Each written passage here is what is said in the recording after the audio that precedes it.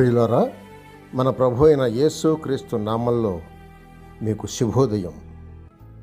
ఆయనను గూర్చి అనుదిన ఆత్మీయ ఆహారం, మార్చ్ 9 సోమవారం.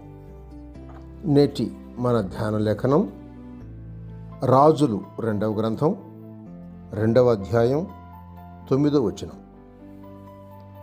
వారు దాటిపోయిన తరువాత ఏలీయా ఎలీషాను చూచి, నేను నీ యొద్ద నుండి తీయబడక మునుపు నీ కొరకు నేనేమి చేయకూడదువో దానిని అడుగుమని చెప్పగా, ఎలీషా, నీకు కలిగిన ఆత్మ రెండంతలుగా నా మీదికి వచ్చినట్లు దయచేయము.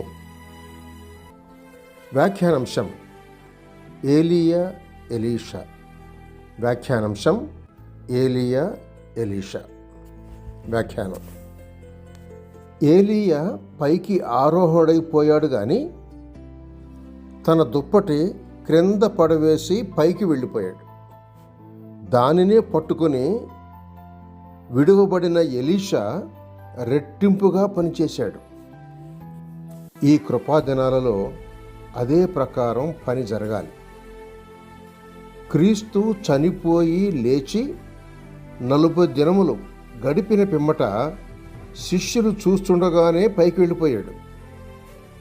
అయితే వెళ్ళిపోయిన క్రీస్తు 10 దినాలకు తండ్రిని అడిగి పరిశుద్ధాత్మను క్రొమ్మరించాడు. అపొస్తలుల కార్యములు 2వ అధ్యాయం 33వ వచనం చూడండి.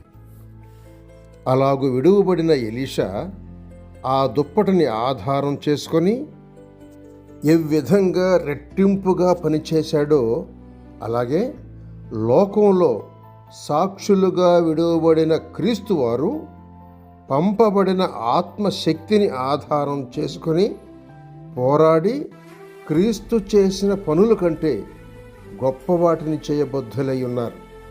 యోహాను సువార్త 14వ అధ్యాయం 12వ వచనం చూడండి. ఏలీయా 6 గొప్ప అద్భుతాలు చేశాడు. ఎలీషా అయితే 12 చేశాడు. రెట్టింపు భాగం జ్యేష్ఠునిది.